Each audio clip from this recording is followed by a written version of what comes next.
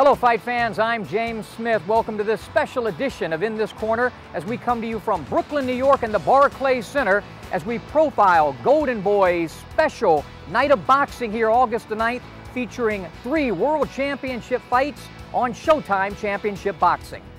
In the main event, Danny Garcia puts his unified super lightweight title and unbeaten record on the line against contender Lightning Rod Salka. Styles make fights, and coming off a controversial decision win against Mauricio Herrera, Garcia gets right back in there with a guy who has just the style and the blueprint on how to best him. Also, Lamont Peterson puts his IBF world title on the line against power-punching New Yorker Edgar Santana. Peterson's roller coaster ride of a career continues after getting destroyed by Lucas Matisse, and then he bounces back to win the IBF title against unbeaten Thierry Jean. As has been the story throughout the history of prize fighting, Edgar Santana is on the road to redemption after losing 3 years of the prime of his career behind bars. Since his return, he is 5-1, all wins coming via KO. Now the ultimate prize of a world title is right in front of him. And one of boxing's most inspirational stories and best young talents, Brooklyn's own Daniel Jacobs tries to win his first World Middleweight Championship on home turf against Australia's Jared Left Jab Fletcher, who is traveling the long journey from down under with plans of upsetting Jacobs and putting himself on the top of the boxing world. 2 world champions defending their titles, 1 young star ready to be crowned at home in Brooklyn, and 3 unheralded, very live underdogs with everything to gain and nothing to lose, the most dangerous kind of opponents in boxing. As a special bonus, we will also sit down with the Golden Boy himself, Hall of Famer and president of Golden Boy Promotions, Oscar De La Hoya, to discuss this triple header of championship action. Well, you not only have 3 big names in the sport of boxing with Daniel Jacobs and Peterson, and you also have Danny Garcia, who is a unified world champion at 140 pounds, a division that that he has basically wiped out for many years now. But being matched against guys who are hungry, who are determined, who are real opponents that are going to come in with that extra motivation to pull off the upset. Those are the dangerous fights, so I invite you August 9th. You don't want to miss it. Danny Garcia has become a world champion and elevated himself to main event status and has beaten everything and everybody that's come in his path. Saturday, August the 9th, inside the Barclays Center here in Brooklyn, he'll put it all on the line again against upset-minded Lightning Rod Salka. It meant the world to me to become a world champion. It was a dream of mine as a little kid, you know, to be a world champion. So when I finally won the title, it just felt like everything to me. I tell everybody all the time, it's an unexplainable feeling. He's a fighter who grew up in the amateurs, fighting his way up the ladder and trying to get discovered by any promoter out there. And so we came along and we believed in him, and we started promoting him, and now he has been upsetting a lot of great champions like Eric Morales and like Lucas Matisse, knocking out Amir Khan. Danny Garcia is one of those fighters who, in the beginning, people wanted to count out. People were labeling him as the underdog, but now Danny Garcia is in a position where he is now the A side of. He is now considered the favorite to win every single fight because of his stature in the game. You know, being world champion, being undefeated. People always expect him to win, but in this game, you never know who's going to win. You're one punch away from being upset. You're one punch away from being, recording your first loss. So, Danny Garcia is a fighter who understands that, but, this is boxing. You never know what's going to happen. Being an underdog is great. Yeah, you don't have anything to lose. The upside's all there, and there's no real pressure. You know, that's what I was told my family. I'm like, heck, if I keep winning fights and keep being the B-side my next fight, that's always a good thing. You know, if I win this fight and in my next fight I'm the B-side, that means, you know, I'm fighting better fighters every fight. So as long as I'm winning and I'm the B-side, I'm okay with that. A-side, B-side, it doesn't matter to me. Especially being on TV is huge now. Like, I made that mistake coming up early, fighting in people's hometowns off TV, and losing majority decisions. When you're like, how did that happen? You know what I mean? And you live and learn. So now on TV, I'm really not worried about it, because even if you don't get the decision, like when I fought Ricardo Alvarez, I didn't get the decision, but everybody saw the fight, so it didn't really hurt me, you know what I mean? At the end of the day, sometimes boxing is about giving the less fortunate, less connected guys a chance. And I know for myself, the guy that fought, you know, Danny Garcia, Rod Salka, I saw him get robbed blind on the Maidana Broner card last year on the undercard on Show Extreme. He was robbed against Canelo's brother, Dinamita Alvarez. I felt Rod Salka boxed the shoes off him, and he didn't get a decision. And from that perspective, I was worried that Rod Salka, you know, may never get another chance at a fight where of some importance and that could lead to something, because Salka was better than that, better than getting robbed in that fight. I'm not sure that he's good enough to beat Danny Garcia, but I'm happy that a guy like that gets an opportunity to at least try, because he's a good boxer, and this gives him all the motivation he needs, because everybody's writing him off. And yeah, people will say, oh, you know, Danny Garcia shouldn't be fighting these guys, he's no hoper, so to speak. But Danny Garcia's fought a lot of tough guys on paper. So this is sort of a Rocky Balboa type kind of story, you know. And Garcia's from Philadelphia, so why not, right? Why not give Salka a shot? See, I understood why I was an underdog. I was fighting a bigger name. It didn't necessarily mean he was better than me. It was just to the general public and the boxing fans all around the world. They just knew his name. Or I might be fighting another guy and he just been on a hot streak. And, you know, the media is so focused on him that, you know, they consider me the underdog. But in my head, mentally, I never entered a fight being an underdog. I knew I had the skills and the will to beat anybody, and that's exactly what I did. I don't think that there's anybody in the world that I can't beat when I'm at my best. When I have this camp like I have now, I'm training. I mean, I'm even more prepared now than for the last two fights. The Alvarez fight I had, my grandfather passed away in the middle of camp. My dad was in the emergency room. I had a baby. My baby girl was born during that whole camp. There was a ton of stuff going on. This last camp, my assistant trainer, he was with us for 5 years in the gym every day. He had just passed away. And like I said, I had a baby girl, so my wife works, so all day during the day I had to be home with my kid. Well, this fight, there's none of that. I'm living at the boxing camp for the first time in 2 years. I'm staying there. There's no distractions. My mother took off work to watch the kid. I have no issues with anything. This is probably going to be the best camp I've had in a year and a half. So I'm more confident and more ready than I've been for any fight. And I don't feel like, no matter who it is, you know, Danny Garcia or whoever, I don't feel like anybody, when I come out there and do what I can do, is going to be able to beat me. As you can see, I faced the best fighters out there, from Amir Khan to Lucas Matisse to Zab Judah in Brooklyn to Eric Morales. I faced a lot, Kendall Hall, Nate Campbell when I was coming up. So I faced a lot of great fighters. I was one of the only fighters who faced the best fighters in this division at the time. Amir Khan was the best at the time. They said Lucas Matisse was the best at the time. So I never ducked anybody. At the end of the day, I take nobody lightly, because I know everybody wants to be world champion, and I know they're hungry. August 9th at the Barclays Center, Danny Garcia is going to get the best Rod Salka that anybody's ever seen. And I'm sure he's not taking me lightly. I'm sure he's training, because the pressure's all on him for this fight. So I'm going to come out, do what I have to do, and at the end of the day, I'll be world champion. If the BC's on board, whoever's on board, it doesn't matter. Danny Garcia is the best 140-pounder in the world, and after August 9th, Rod Salka will be the best 140-pounder in the world. August 9th, Rod Salka, I know you coming to fight, but this is a different level. You find a world champion. This is my 7th world title fight. No losses. Come August 9th, you will get knocked out. For Lamont Peterson and Edgar Santana, the road to redemption ends right here on August the 9th.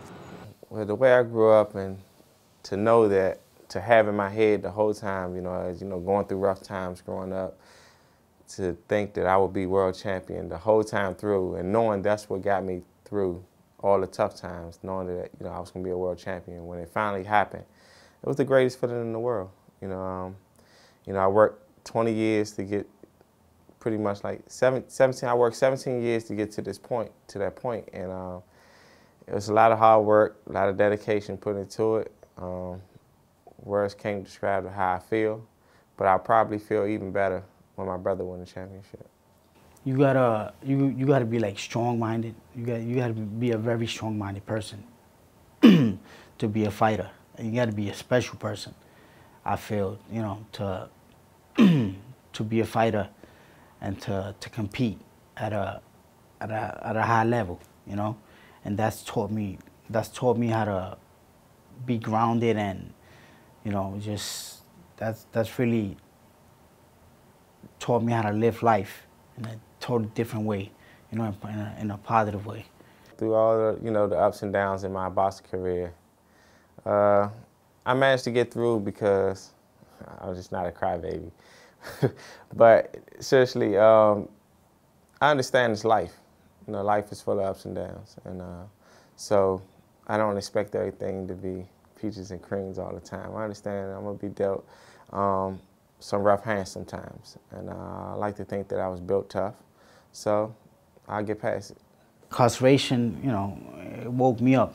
You know, I mean, I've gotten chewed up and spit up by the streets a few times, so that woke me up, and I was like, you know, I gotta take things, you know, a little bit more serious, and you know that kind of changed me. After that, you know, I started thinking with a different mentality, you know, and ever since that I've been 100% focused, and I've been training hard ever since then. To see a fight, no boxing match. Yeah, if you want to go toe to toe, I know I can go toe to toe with him, and I'll win the fight. I don't expect him to try to box.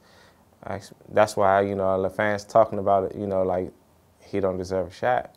At the end of the day, we can put that aside. It's going to be a great fight. I love that I'm the underdog in this fight. You know, it motivates me, and I think it's going to play against him. I mean, I don't know if he's overlooking me for this fight, but I know I know what he's expecting. It's not going to happen. It's not going to happen. It's going to play towards, you know, towards my favor, I think. First of all,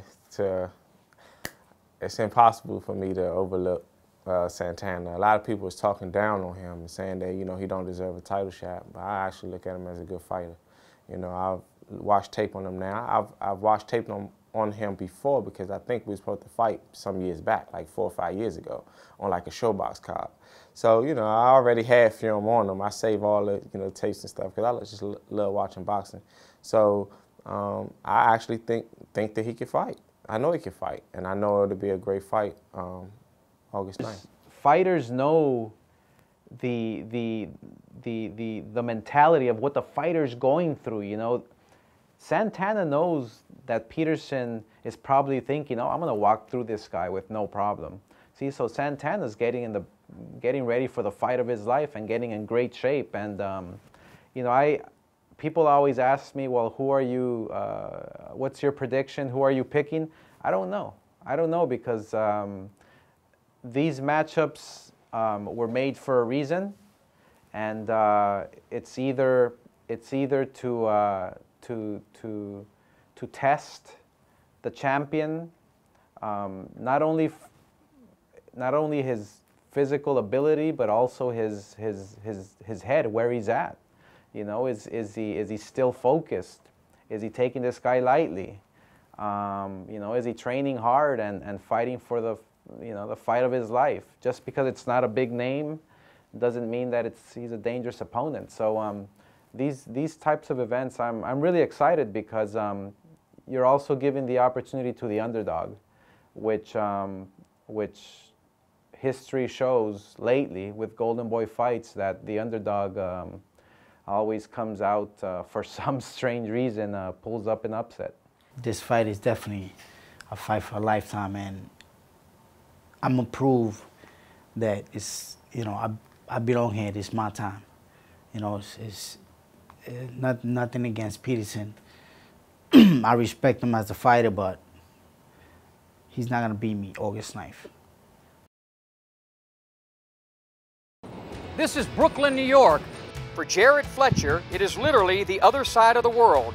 But for Daniel Jacobs, it is home. The battle with osteosarcoma was the biggest battle I've ever had in my life. You know, obviously, cancer is one of the most deadliest diseases in this world. And me catching it at a young age, it turned my world upside down. You know, the tumor, not only did it affect me, but it broke my spine in a way where it left me paralyzed. So not being able to walk was a big deal, you know. Having to learn how to structure my life back, and through therapy and radiation, that was a challenge in itself as well. But what it's done for me, because even prior to all this, I've had a really good relationship with God, and you know, I've asked him to make me meek. You know, I came across a word called meek, and it means to be humbled, you know, to appreciate. And, you know, I told God, I asked God, I said, you know, I'm at this point in my career now where everything is taking off, it's skyrocketing, I'm getting everything I've ever wanted. But allow me to become meek, allow me to appreciate these things and never forget it. And 5 months later, you know, I was struck with osteosarcoma, and I was paralyzed and on my deathbed in the hospital. So I looked at it as this was my example to show God that I was appreciative of life by itself, alone. And what it's done is it's made me a better father to my son. It's made me a better friend, a better family member, a better man, most importantly. And it just changed my views on life. I mean, you know, I can go outside and smell the grass and smell the trees, and that's good enough for me. You know, I appreciate the small things in life, and that's pretty much the biggest thing it's done to me. And also, as far as my career, it's made me more hungry, it's made me more determined, but the biggest thing is, you know, it made me want to inspire people, because a lot of people are affected by this deadly disease, and someone like myself, who was not only struck with cancer and had to get these, you know, radiation treatments and all these things, but also being paralyzed, you know, that's a big triumph, and it can show a lot of people, no matter what you go through, that if you have God on your side and you have faith and you push yourself, anything is possible. So my goals is not to become the wealthiest boxer, not to become, you know, the greatest champ that I can be, but to touch as many lives as possible. He has a victorious story that one should look at and be motivated and just look at what he has accomplished, not just inside the ring, but outside the ring, what he has overcome. It really is truly inspirational. Daniel Jacobs is a person, a fighter who has overcome some really difficult obstacles that were put in front of his life, and he's showed that he can, you know, get off the canvas and fight one more round. You know, this is his passion. This is what he loves doing, you know. Well, I remember when I was laying in my hospital bed, you know, after the doctors told me I would never be able to box again. And I first heard that the Barclays Center was going to be having fights here when they opened. And it was a dream of mine to one day get better in time to fight for the first time at the Barclays Center. And not only that, but to become a world champion in my backyard. That would mean everything to me. And you have to understand, you know, some of the Brooklyn heroes like Mike Tyson, Mark Breland, and all these guys never had an opportunity to fight in their hometown and at a venue such as this. So for me to be able to accomplish my dream in my backyard in front of all my family, in front of all my friends and fans watching all around the world, it would mean something special, and it'll be epic. But again, you have a guy who is hungry, who is flying all the way from Australia to upset the guy who many people think is going to win. So it's one of these events where I feel you know, you don't want to put all your money on the guy who's the A side on paper. You know, you wanna really think about what's at stake here, and what's at stake here is really you know, who wants it more. Well, Mr. Jared Fletcher, I hope you've been training very well. I hope you prepared yourself, because I have, and I'm going to be my 100% come fight night, and I hope that you can be 100% because the fans in Brooklyn deserve a great fight, and I look forward to doing that with you. And you're a great fighter. I know you're going to show tremendous heart, and I know you're going to give it your all. So may the best man win. So this is where it'll all take place, Saturday, August the 9th on Showtime Championship Boxing. Golden Boy's triple header of World Championship Boxing.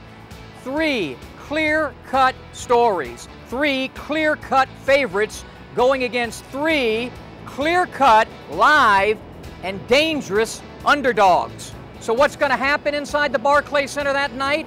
Well, it's boxing, the theater of the unexpected, where anything can happen, and usually does. In this corner wants to thank Danny Garcia, Lamont Peterson, Daniel Jacobs, and their opponents, Rod Salka, Edgar Santana, and Jared Fletcher, and of course, the Golden Boy himself, Hall of Famer Oscar De La Hoya. Don't miss Golden Boy's triple header August 9th from the Barclays Center in Brooklyn, New York on Showtime Championship Boxing. For In This Corner, I'm James Smith.